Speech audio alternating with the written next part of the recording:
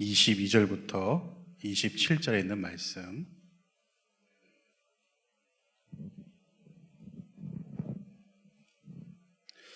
다 찾으셨으면 제가 한 절 읽고 우리 마지막은 같이 읽도록 하겠습니다. 먼저 22절에 있는 말씀입니다. 모세가 홍해에서 이스라엘을 인도하며 그들이 나와서 수 광야로 들어가서 거기서 사흘 길을 걸었으나 물을 얻지 못하고 마라에 이르렀더니 그곳 물이 서서 마시지 못하겠으므로 그 이름을 마라라 하였더라. 백성이 모세에게 원망하여 이르되 우리가 무엇을 마실까 하매 모세가 여호와께 부르짖었더니 여호와께서 그에게 한 나무를 가리키시니 그가 물에 던지니 물이 달게 되었더라. 거기서 여호와께서 그들을 위하여 법도와 율례를 정하시고 그들을 시험하실세. 이르시되 너희가 너희 하나님 나 여호와의 말을 들어 순종하고 내가 보기에 의를 행하며 내 계명의 귀를 기울이며 내 모든 규례를 지키면 내가 애굽 사람에게 내린 모든 질병 중 하나도 너에게 내리지 아니하리니 나는 너희를 치료하는 여호와임이라. 그들이 엘렘에 이르니 거기에 물샘 12과 종려나무 70그루가 있는지라. 거기서 그들의 그 물 곁에 장막을 지니라. 아멘. 할렐루야. 네.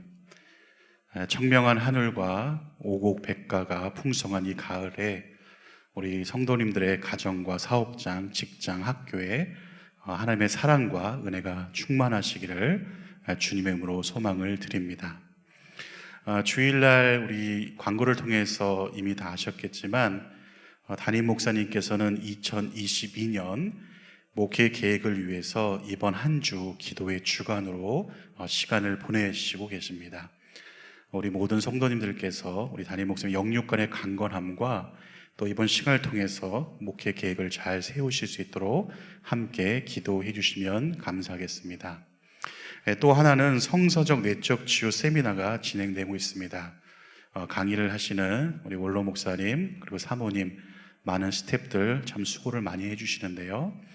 이번 시간을 통해서 지치고 상한 영혼들이 다시 주님 앞에 헌신하며 정말 속사람이 강건해지는 귀한 시간 되기를 함께 중보 기도해 주시면 감사하겠습니다. 저는 최근에 그 베스트셀러였던 그 조윤재 작가의 다산의 마지막 습관이라는 책을 읽은 적이 있습니다.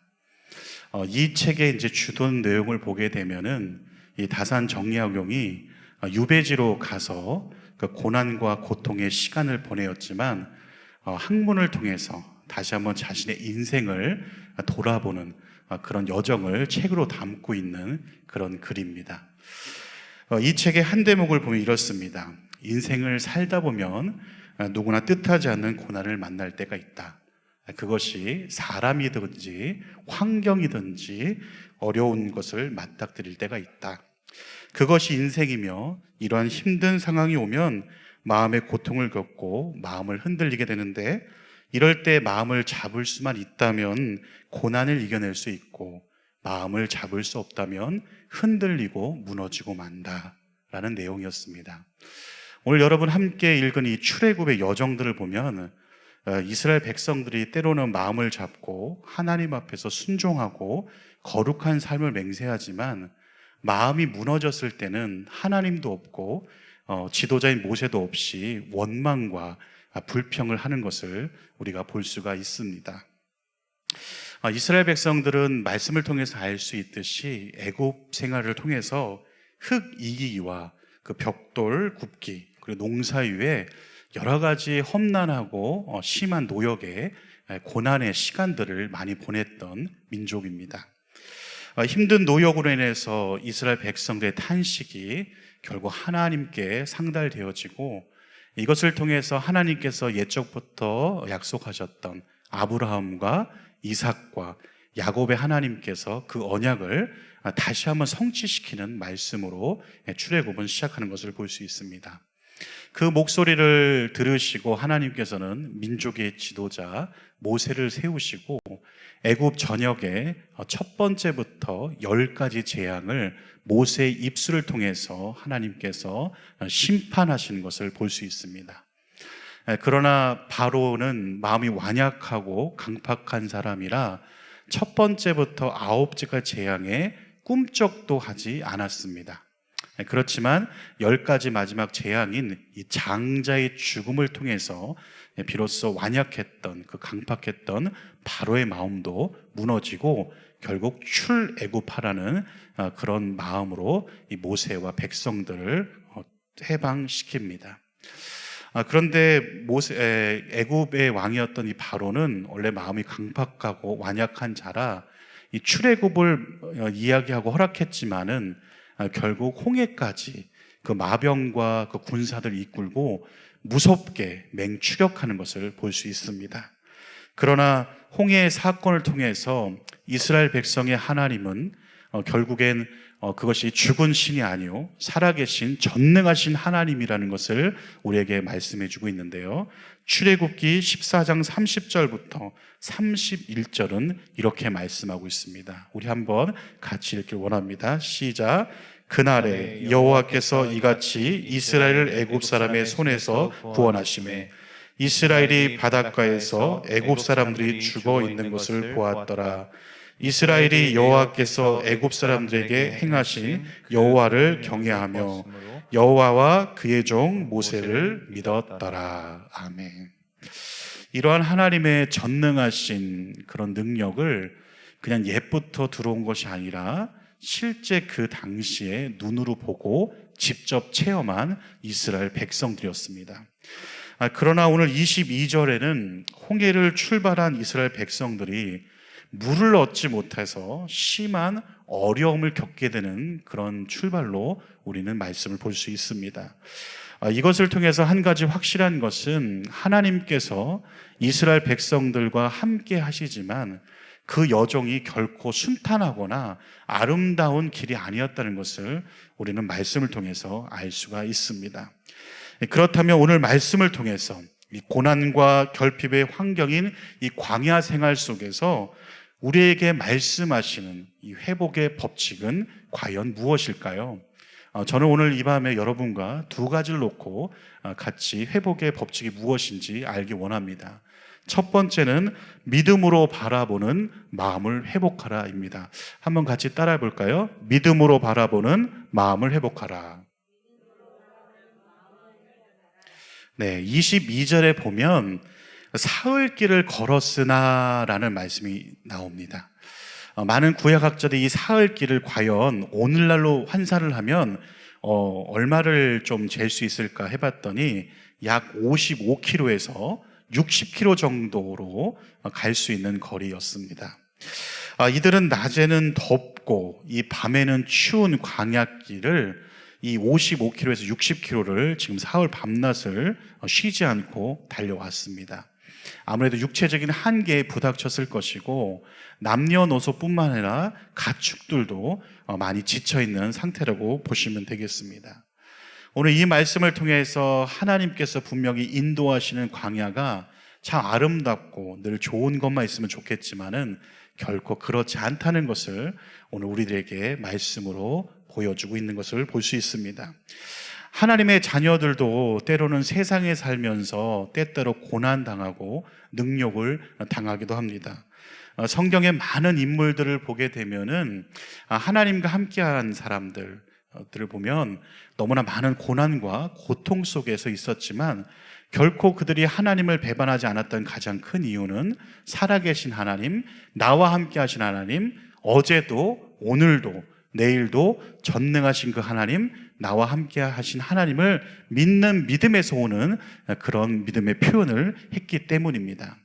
오늘 이스라엘 백성들도 낮에는 구름 기둥으로 이 밤에는 불 기둥으로 인도하신 그 하나님을 분명히 맛보고 체험했음에 불구하고 그 이제 사흘길을 걸었던 육체적 한계로 인해서 이제 슬슬 입술 가운데 불만과 불편의 목소리가 지금 나온 것을 볼 수 있습니다. 이 땅에 사는 동안 우리들은 나그네 삶입니다. 또한 고난과 역경의 인생을 살 수밖에 없는 것이 바로 인생의 구조인 것을 볼 수 있습니다. 디모데 후서에 보면 사도 바울이 사랑하는 그 제자 디모데에게 좋은 군사가 되려면 두 가지를 하여야 된다고 분명히 얘기하고 있는데요. 첫 번째로는 고난을 받는 것과 두 번째는 모든 일에 근신하여 훈련을 받을 것을 권면하고 있습니다. 즉 하나님의 사람이 되기 위해서는 어떠한 역경과 고난을 주님의 이름으로 이겨내는 것과 또 하나는 세상에서 오는 유익과 그런 평안들을 다 버리고 근신하면서 경건에 이르는 훈련을 부단히 노력해야 되면 정말 하나님께 인정받고 더 나아가서 주님의 길에 쓰임을 받는다는 것입니다. 쉽게 불평을 한다는 것, 눈앞에 보이는 것의 이득을 통해서 내 믿음이 좌로나 우로나 치우칠 수 있다는 것은 결국 믿음이 연약한 그런 결과를 반영한 것을 볼 수 있습니다. 홍해를 건넌 후에 하나님께서 권능자의 손으로 남녀노소 가축들을 다 돌보시고 구원하신 그 손길을 직접 맛봤음에도 불구하고 그들은 하나님께 더욱더 원망하며 또한 민족의 지도자였던 모세를 향해서 불만과 불평의 시작을 지금 계속해서 토로하는 것을 볼 수가 있습니다. 이러한 진정한 문제는 믿음의 눈으로 현실을 바라보지 못하고 마치 어린아이처럼 당장 느껴지는 대로 반응을 한다는 문제가 있습니다. 그러나 이러한 환경 가운데 우리가 낙담하지 않을 것은 오늘도 살아계시고 역사하시고 어제도 오늘도 내일도 동일하신 주님의 그 능력을 믿으신다면 오늘 이 시간 실망하는 것이 아니라 여러분 승리의 노래를 부르시는 저와 여러분이 되시기를 주님으로 축복을 드립니다.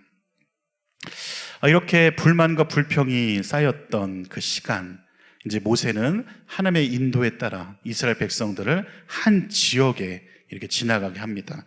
바로 그 지역이 마라라는 지역으로 23절에 보면 그들이 그곳에 도착한 것을 볼 수 있습니다.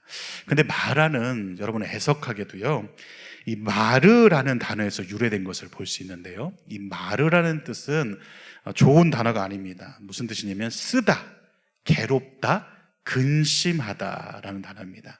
만약에 우리가 살고 있는 이곳이 만약에 쓰다, 근심스럽다, 그리고 아주 안타깝다 이런 뜻의 동네 이름이라면 아마 이곳에 살고 싶으신 분들은 아마 없을 거예요. 그 이름으로부터 굉장히 뭐라고 할까요? 모멸감을 느끼기도 하고 좀 억양 자체가 매우 좀 슬픈 단어이지 않습니까? 근데 오늘 이 마라라는 실제 이 지역의 이름이 쓰다, 괴롭다, 근심하다라는 단어를 썼습니다.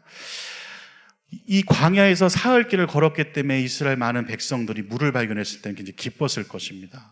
이제 드디어 물을 먹게 되는구나. 그러나 이 단어의 이야기처럼 쓴물을 먹었고 그 쓴물로 인해서 근심하게 됐고 더욱더 불만과 원망은 정말 극에 달한 것을 볼 수가 있습니다.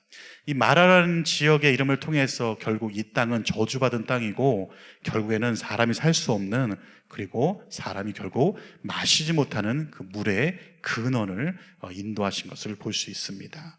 이 마라에 도착하여 더 이상 마실 물이 없게 되자 상황이 급격히 변하는 것을 24절 말씀을 통해서 우리가 알 수 있습니다. 출애굽기 우리 24절 말씀 한번 볼까요? 시작. 백성이 모세에게 원망하여 이르되 우리가 무엇을 마실까 하매. 물을 분명히 맛보았는데 그 물이 써서 더욱더 마실 수 없고 더욱더 원망만 지금 계속된 것을 볼 수 있습니다. 출애굽기 15장 우리가 읽지는 않았지만은 이 15장에 보면 홍해를 가르시고 지금 생명을 보존하신 그 하나님을 모세와 이스라엘 온 백성들이 찬송하며 친송하는 것을 볼 수 있습니다. 그리고 이 아론의 누이였던 선지자 미리암은 그 여인들과 함께 소고의 악기를 치면서 춤을 추며 전능자의 하나님을 정말 열광적으로 찬양하는 것을 볼 수 있습니다. 그런데 오늘 이 장에서는 이 사흘길을 건너 이 홍해의 모든 은혜와 기적은 까먹고 결국 이 물 앞에서 결국엔 이스라엘 백성들이 범죄하고 입술로 불만과 불평했던 그 시간이 사흘밖에 걸리지 않았다는 사실은 우리가 지금 이 성경을 통해서 알 수 있듯이 우리의 삶도 좀 그렇지 않나라는 생각을 하게 됩니다. 인간적인 생각으로 이스라엘 백성들을 바라본다면 당연한 거 아닌가? 정말 그 사흘길을 걸어서 정말 고생을 많이 했는데 정말 물이 있는 곳으로 인도해 주신 줄 알았는데 결국 그 물이 쓴 물이고 그것이 근심하여서 더욱더 불만과 불평을 야기했다면 당연한 결과일 수도 있습니다. 그러나 인간적인 생각으로 바라본다면 그것이 당연한 것이지만 하나님의 눈, 믿음으로 바라본다면 그것은 당연한 것이 아닙니다. 우리는 이러한 마음들을 좀 환경적인, 특히 인간의 눈으로 바라보는 것이 아니라 바로 믿음의 눈을 바라보고 믿음을 회복하는 그런 귀한 사람들이 되었으면 좋겠습니다. 아까도 우리 전도사님과 우리 마라타 찬양팀들이 지금 은혜라는 그 찬양을 했죠. 근데 그 가사에 보면 이 모든 것이 그냥 주어진 것이 아니라 다 은혜였음을 고백하는 찬양이었습니다. 사실 제가 아주 원초적인 질문을 하나 해보겠습니다. 이들을 지금 인도하신 분은 누구십니까? 누구시죠? 하나님이십니다. 지금 애굽의 종살이에서 벗어나게 하시고 마지막 장자의 죽음을 통해서 다 죽을 수밖에 없었지만 하나님의 은혜로 선택받아서 그 장자의 죽음을 면하게 하시고 낮에는 구름 기둥으로 그들을 보존하시고 밤에는 추위와 그 승냥이 이리떼로부터 그 험난한 바위로부터 인도해 주셔서 불기둥으로 인도해 주신 분입니다. 바로 하나님이십니다. 그리고 은혜를 베풀어 주셔서 이 모든 여정 가운데 지금 이 순간까지도 함께 하시는 분이 바로 여호와 하나님이십니다. 믿으십니까? 아멘이십니까? 그런데 상황이 조금 어렵다졌다고 해서 그 상황이 지금 변했다고 해서 내 생각과 내 뜻대로 맞지 않는다고 해서 지금 이스라엘 백성들이 찬양의 그런 입술과 모습을 온데간데 없고 지금 현실은 불만과 불평, 하나님께서 세우신 지도자 모세를 향해서 원망하며 우리가 지금 무엇을 마실 수 있습니까? 우리가 지금 무엇을 먹을 수 있단 말입니까? 라고 그 수많은 사람들이 모세를 향해서 하늘의 하나님을 향해서 지금 원망하고 있다는 생각을 상상을 해본다면 그건 굉장히 무서운 것이고 압도적인 아마 그런 모습이 아니었을까 생각됩니다. 사랑하는 여러분, 어떠한 환경을 바라보기보다 먼저 그 환경을 넘어서 역사하시고 일하시는 주님을 바라보시기 바랍니다. 이런 말이 있죠. 문제로 보면 진짜 문제지만 문제를 보지 않으면 문제가 되지 않는다라는 말이 있습니다. 약간 언어 유희처럼 말 장난 같지만 사실 그렇습니다. 우리가 인생을 살다 보면 수많은 문제와 여러 가지 풀리지 않는 수수께끼 같은 인생의 그런 문제들을 만나게 됩니다. 그런데 여러분 한번 고민을 해보세요. 그 문제가 풀리지 않을 때 3일, 4일, 일주일을 끙끙 앓아보세요. 그 문제가 해결되던가요? 저는 잘 안 되더라고요. 예. 저도 고민을 하고 그 문제를 풀기 위해서 수많은 밤을 보내고 노력을 해봤지만 인간적인 생각으로는 절대 그것이 해결되지 않습니다. 그럴 때 어떻게 할까요? 시편의 다윗처럼 하나님께 그것을 구하고 하나님께 토해내고 하나님을 향해서 전심으로 바라볼 때 그 문제가 해결될 줄 믿습니다. 연약한 우리들의 마음을 누구보다도 잘 아시는 분은 여호와 하나님이십니다. 그리고 상처 입은 자들을 치유하시는 분도 하나님이십니다. 모든 것을 아름답게 합력해서 선을 이루게 하시는 분도 바로 하나님이십니다. 만약 여러분이 오늘 이 마음 가운데 이 믿음만 회복할 수 있다면 슬픔이 기쁨이 될 것입니다. 그리고 근심이 기쁨이 될 것이고 슬픔의 밤이 구원의 밤이요 그리고 아름다운 찬양의 밤이 될 줄 믿습니다.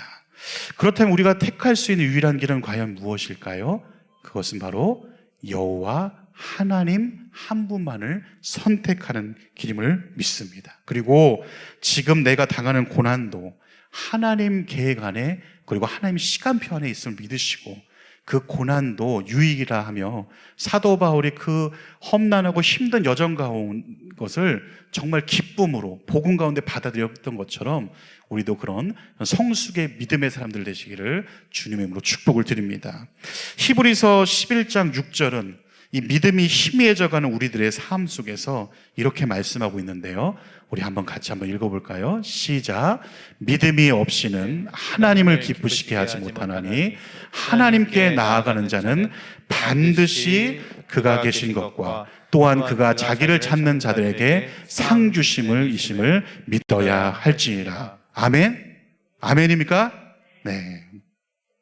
오늘 광야에서 불만과 불평의 환경 속에서도 입술로 범죄하는 것이 아니라 모든 환경 가운데 믿음으로 바라보고 믿음으로 선포하시는 믿음의 대장부 되시기를 주님의 이름으로 축복을 드립니다.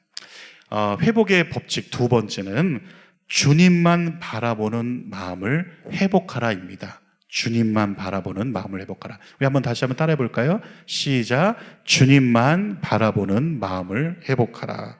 자, 25절의 말씀을 통해서 모세가 진정한 하나님의 사람이라는 사실을 우리가 알 수 있습니다. 우리 25절 말씀 한번 보겠는데요. 한번 읽겠습니다. 시작. 모세가 여호와께 부르짖더니 여호와께서 그에게 한 나무를 가르치시니 그가 물에 던지니 물이 달게 되었더라. 거기서 여호와께서 그들을 시하여 법도와 율례를 정하시고 그들을 시험하실세. 네. 자, 지금 모세가 이제 그 백성들의 원망과 불평을 들었어요. 아주 그 많은 사람들이 한두 사람도 아니고 여러 그룹들이 나뉘어서 모세를 향해서 원망과 불평을 계속해서 하니까 이 모세 행동을 보십시오. 보통 이렇게 공동체의 불만을 갖게 되면 사람들은 그 문제를 어떠한 방식으로 좋게 풀려고 노력하는 인간의 습성들을 보게 됩니다. 그렇게 하기 위해서는 불만을 가지고 있는 이 공동체를 향해서 마음을 쏟는다던가 아니면 그냥 듣기 좋은 아첨의 말을 한다던가 그냥 좀 입에 발린 그런 어떤 정책을 유발한다던가 그런 것이 바로 사람의 그런 습성입니다. 그러나 모세는 인간적인 생각이나 그런 임기응변의 그런 지금 이 어려움을 모면하기 위해서 그냥 넘어간 것이 아니라 바로 모든 것을 다 내려놓고 이 모든 문제를 해결하실 분이 바로 여호와 하나님 한 분뿐임을 분명히 알았던 지도자였습니다. 그래서 그는 사람의 생각이나 사람의 소리를 들은 것이 아니라 어떻게 했습니까? 하나님께 간절하게 기도했던 것을 볼 수 있습니다. 이것이 바로 주님만 바라보는 마음을 회복할 때 그것을 부르짖는다는 것을 볼 수가 있습니다. 여러분 기도 참 많이 하시지요.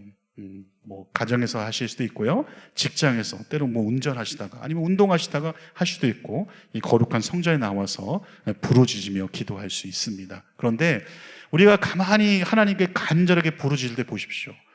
하나님께 마음에 그런 회복이 있고 하나님만 온전히 그 중심이 쓸 때 바로 기도도 집중력 있게 순발력을 할 수 있습니다. 그러나 내 앞에 돈에 관련된 것이 자꾸 생각나고 권력 같은 것이 생각나고 명예와 같은 것이 생각나고 인간관계 같은 것이 생각난다면 결코 기도를 집중력 있게 할 수가 없고 부르짖어 할 수가 없습니다. 왜?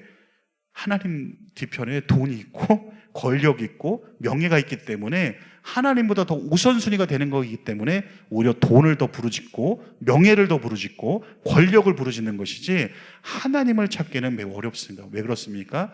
바로 나와 하나님의 관계 그리고 하나님만 바라보는 그 마음이 회복되지 않으면 절대로 불가능한 것이 이 부르짖음의 기도입니다. 그러나 하나님께서 이 모세를 통해서 정말 민족의 지도자 그리고 특별히 영적 리더자들이 어떠한 생각을 가지고 어떠한 마음을 가지고 기도를 해야 될지를 친히 가르쳐 준 것을 볼 수 있습니다.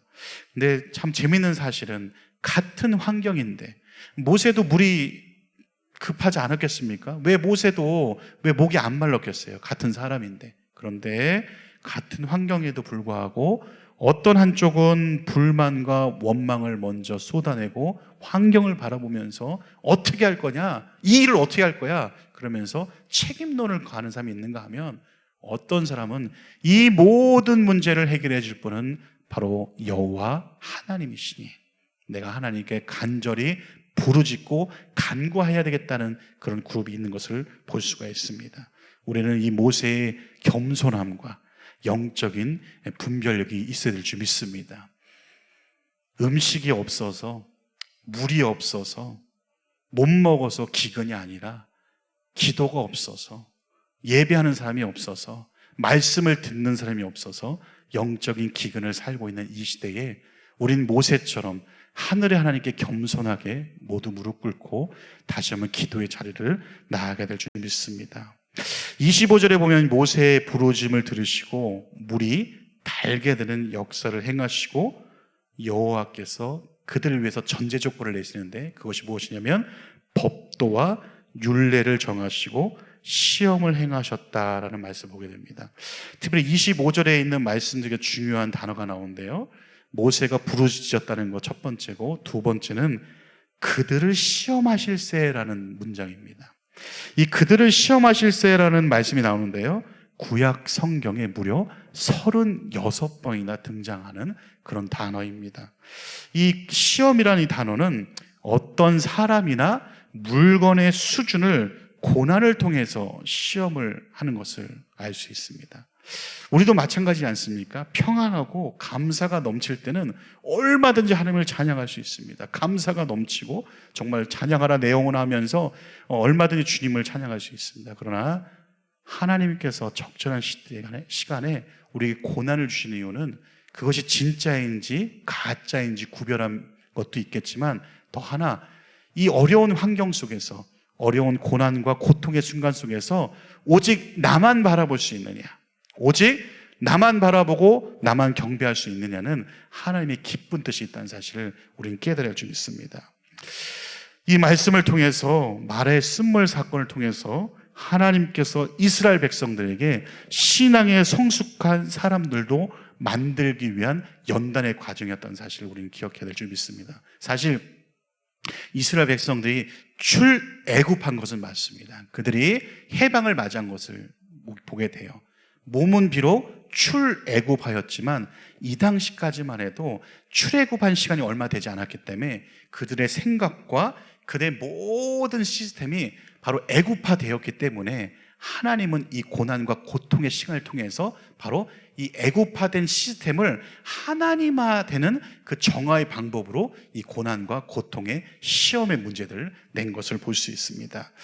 야고보서 1장 3절과 4절은 이렇게 말씀하고 있죠. 제가 읽어보겠습니다. 이는 너희 믿음의 시련이 인내를 만들어내는 줄을 너희가 알미라. 인내를 온전히 이루라. 이는 너희로 온전하고 구비하여 조금도 부족함이 없게 하려 함이라. 하나님은 지금 이 순간에도 우리에게 인내와 순종을 통해서 성숙한 그리스도인이 되기를 원하시고 바라신다는 사실을 깨닫는 지혜가 있길 바랍니다. 더 넓은 의미로 이들이 최종 가나안에 입성하기까지는 애굽에서 했던 그런 말, 애굽에서 했던 그런 행동들, 애굽에서 했었던 하나님 없는 같은 그런 어떤 여러 가지 불법적인 것들을 다 제거해야 된다는 것이에요. 하나님께서 이스라엘 백성들에게 원하신 게 무엇이냐? 바로 이겁니다. 거룩한 공동체로서 믿음을 회복하고 주님만 바라보는 그 회복을 다시 한번 소생하라는 것입니다. 21절 하반부에 보면 하나님께서 이렇게 얘기하죠. 나는 너희를 치료하는 여호와 하나님이시라. 여기서 치료하다는 것은 여러분 많이 들어보셨죠? 라파라는 의미를 갖고 있습니다. 여호와 라파 하면 여호와께서 치료하시다. 여호와 이레 하시면 뭐예요? 여호와께서 이미 준비하시다. 여호와 니시 이는 무엇입니까? 여호와는 승리시다. 여호와의 샬롬, 여호와는 평강이시다, 평안이시다, 이런 뜻을 갖고 있어요. 그런데 이 라파라는 단어는 구약에서 무려 60번이나 사용되었던 아주 흔한 단어라고 볼 수 있습니다. 하나님은 사랑하는 종 모세뿐만 아니라 이스라엘 백성들에게도 이 원망과 불평의 연소구를 계속해서 뿜어내었지만 그럼에도 불구하고 그들을 치유하고 그리고 그들을 고치시는 바로 그것이 나 여호와 하나님인 줄 알리라는 그런 말씀을 통해서 위로하시고 격려하신 것을 볼 수 있습니다. 이제 27절에 보면은 하나님께서는 그 이스라엘 백성들을 통해서 이 마라로부터 이 물이 풍부하고 안식을 보장해 줄 이 엘림이라는 곳에 드디어 발을 들여놓게 되었습니다. 이스라엘 백성들 이제 출애굽한 이후로 정말 엘림에 같은 이 오아시스 같은 이 단물이 나오는 곳에서 쉼을 얻을 수 있는 은혜를 주신 것을 볼 수 있습니다. 근데 한 가지 우리가 깨달을 것이 있습니다. 그것은 뭐냐면 그들에게 이곳이 영원한 목적지가 아니었어요. 이 엘림은 지금 육신의 피로를 그리고 영적으로 혼탁했던 그런 마음들을 다시 한번 재정비하고 정말 본향 그 가나안에 들어가기까지의 어떤 잠시 쉬는 여정을 하나님께서 은혜로 주신 것을 볼 수 있습니다. 사랑하는 여러분, 하나님은 때때로 오늘 이 광야와 같이 고난과 역경의 환경 속에서도 이스라엘 백성들을 엘림으로 인도하신 것처럼 우리를 정말 시온의 대로로 정말 푸른 초장으로 인도하시는 그런 분이십니다. 하나님은 지금도 영적인 초소를 준비하고 계시고 디모데후서 4장의 말씀처럼 우리들을 위해서 끝까지 싸우고 달려나가면 의의 면류관을 주신다고 분명하게 말씀하고 있습니다. 디모데후서 4장 8절에 이 말씀이 있습니다. 우리 한번 같이 한번 읽어보기 원하는데요. 시작. 이제 후로는 나를 위하여 의의 면류관이 예비되었으므로 주 곧 의로우신 재판장이 그날에 내게 주실 것이며 내게만 아니라 주의 나타나심을 사모하는 모든 자에게도이다. 마지막을 살고 있는 우리들은요, 정말 이 땅에 썩어져가는 면류관을 위해서 달려가는 것이 아니라 영원한 생명이신 주 하나님과 함께 이 승리의 면류관을 받으시는 우리 모두가 되었으면 좋겠습니다. 스위스의 의사이자 작가였던 이 폴 트리니티라는 분이 있습니다. 이분이 모험으로 사는 인생이라는 책을 쓰셨는데요, 거기에 보면 신앙의 본질을 이렇게 얘기하고 있습니다. 제가 한번 읽어보겠습니다. 우리의 삶의 방향타를 진심으로 하나님의 손에 맡기고 그분께 삶의 방향을 의탁하며 우리가 혼자서 삶의 방향을 정할 능력이 없음을, 우리에 대한 하나님의 뜻을 분명히 깨달을 능력이 없음을 고백하며 하나님이 방향을 인도해 주시기를 간구하는 것입니다. 사랑하는 여러분,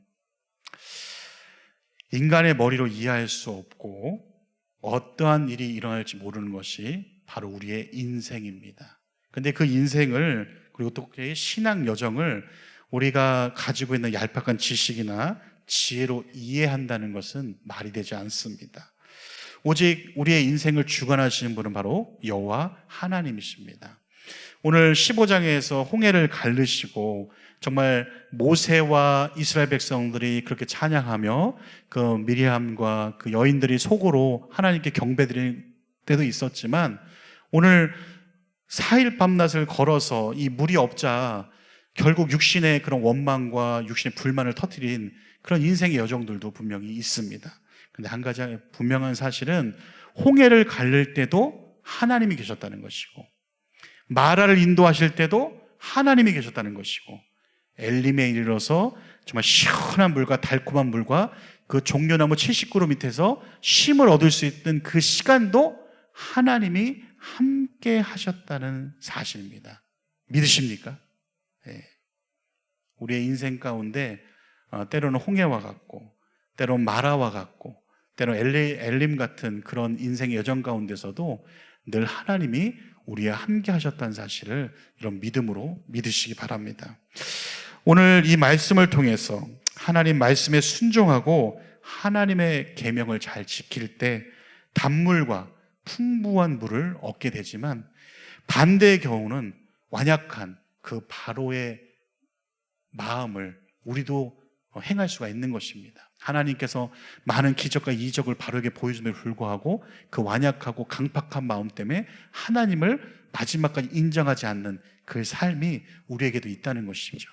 오늘 시간 이 말씀을 통해서 하나님을 끝까지 바라보시고 믿음의 마음을 회복하시고, 또한 주님만을 끝까지 바라보시고 그 마음을 회복하셔서 이 마지막 때에 오로지 우리가 붙잡아야 될 분은 바로 세상의 돈과 권력과 명예가 아니라 바로 여호와 하나님 한 분만을 알고, 때로는 홍해를 갈르시기도 하고 또 마라와 같은 그런 쓴물도 먹고 엘린과 같은 풍부한 맛있는 물도 없지만, 그럼에도 불구하고 그 가운데 하나님께서 모든 것을 알고 계시기에 오늘도 우리는 행복한 사람인 줄 믿습니다.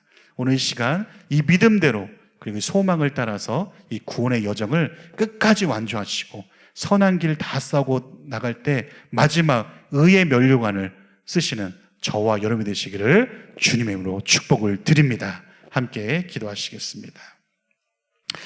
사랑과 은혜가 풍성하신 하나님 아버지, 지난 날을 생각하여 보면 모두가 하나님의 은혜였으며 인도하심이었음을 고백합니다.